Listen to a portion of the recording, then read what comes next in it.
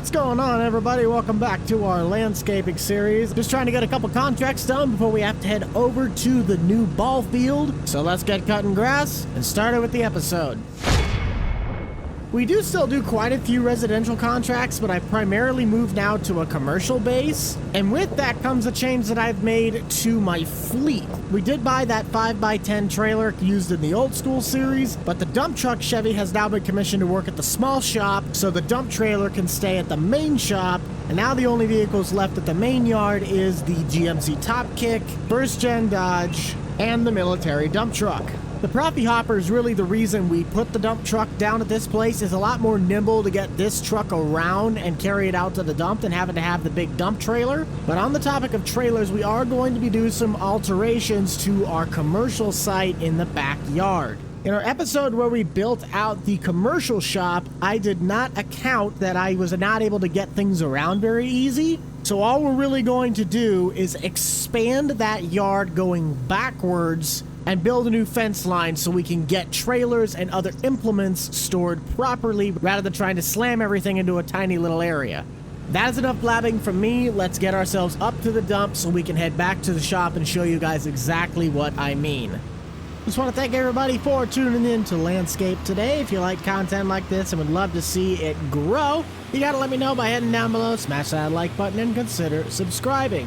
We haven't been out to the dump in quite a while, but it hasn't really seemed to grow since our last visit. But I feel having the smaller dump truck will help us with all of our smaller projects. Plus, it really gives us the ability to utilize a one-trip system, unlike our previous setups where we'd have to bring out two things. As we pull up to the shop, a lot of you guys always ask what maps we are using, but this is Silver Run Forest. This was the Giants expansion map back in 22.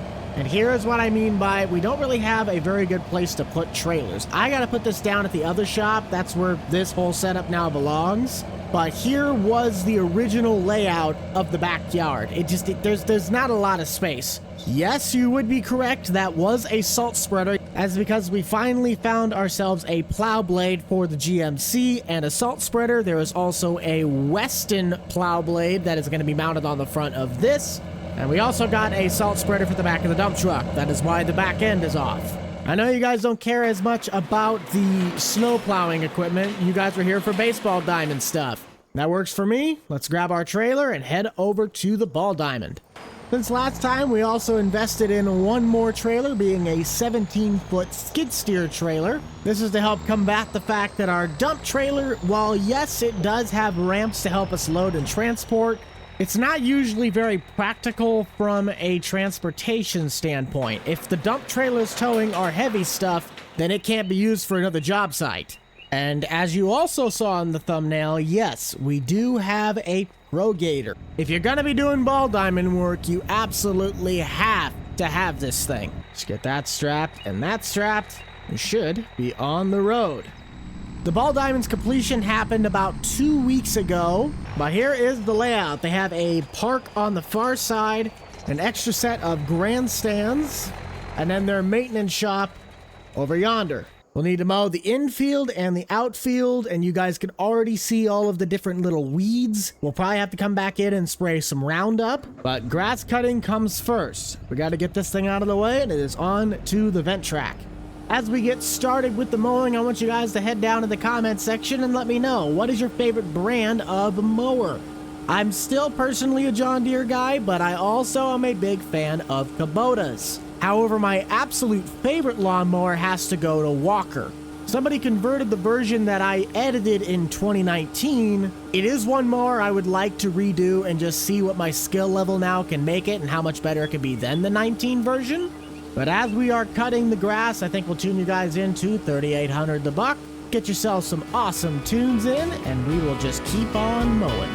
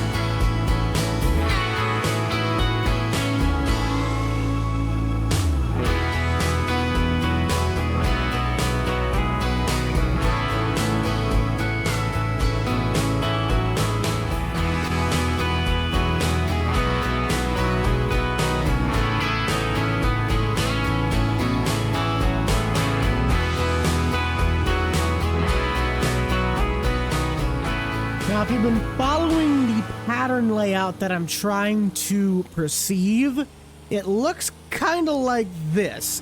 Of course, you know, Farm Sim, you can't see the actual stripes in the yard, but that's the general concept of the type of pattern I'm going for. Just got this little segment and then the infield, and we should be ready to go to the sprayer. I don't remember what's in the tank, if it's Roundup or if it's fertilizer. I kind of had multiple jugs. They didn't specifically order what they wanted first, so whatever I have in the tank is what we're gonna do. One thing I really would like to try and either find or make the mod of is a drag harrow. With the way the ball diamonds are usually made as placeables, it wouldn't be functional, but I would like an accurate depiction of a drag harrow to simulate kicking up and smoothing out the dirt. That finishes up the mowing. Let's head to the Progator. Maybe. If I can find it. What is in the tank? Oh, it's Roundup. Okay. Well, that works out fine. Just get the booms out and... Hold on. Oh, you idiot! I forgot the line sprayer! Hold on, I gotta run back to the shop. I knew I'd be forgetting something. You are not officially a buck until you forget 5 things before you leave the door. I knew I'd be forgetting something. I absolutely knew it. It's kind of crammed, but this is something that I actually made back in 22. And this thing's pretty nifty. How it works is you put what would be paint, aka liquid fertilizer, in the jug, and then the spray nozzle will just emit a very thick path of fertilizer spray nozzles, so it looks like white paint coming out of the tip. I'm just gonna hope that stays on, but we have one of the paint canisters in the back of the Progator, and if we need more, I'm certain that the maintenance shed will have some. Okay, now that that's out of the way, let's get ourselves to spraying some Roundup. Yes, the infield is very important, but the outfield is really where all those dang pesky dandelions and crabgrass like to grow. So let's get ourselves lined up, and we are spraying. Luckily, it is not windy at all today, so we do not have to worry about drift. This stuff is pretty mild when it comes to the spray category. I do have some grass killer that I'm going to use on the, what do they call it? The up-to-bat circles on deck. I didn't even see them at first until I started mowing. So once the heavy-duty mix burns up the grass, then we can go back in and remove it. That way it is officially ready to go for painting. Besides Major League Baseball, the College World Series and high school baseball have wrapped up. We're not prepping this field for softball. This is Legion Ball. The bases are way too far apart to be a softball field. But I can just never wrap my head around that. Why is it the baseball's played in the late spring, early summer, and then softball's played in late summer, early fall? Well, we ran out in the tank, but luckily I have 2 more canisters. At least I hope. Please tell me this will dump if I tip it over. Please be nice to me. Yeah! Let's finish off the infield. Now let's get that heavy-duty stuff on the up-to-bat circles. Take my little hand wand. Spray around that, spray around that. Good. Let's do it over here, and then we'll get the striper out. Here's your fun fact of the day. I did not know this, but the front and rear rims on this are the exact same size. It's just the back ones are wider, and it has a thicker sidewall. But visually, it looks like the front's smaller than the back, but it's not. Okay, come here, you. Please don't be a pain. I have no idea if this is actually going to work or if it's going to be a pain in my neck. Ah, there we go. Something I learned from the skid steers is that there's a certain line in the code where you can tell the wheels to not visibly show the turning. It drove me nuts because when I made this thing originally, it did turn the wheels and it just looks so funky. Now I just gotta hope that the scripting held up, that once we line up to spray the line, this will correctly function. Yeah! Technically it could be spray, it could also be chalk. I think chalk's more common. We'll just paint the lines, go all the way out to the foul pole, which apparently doesn't exist. Where is the foul pole at?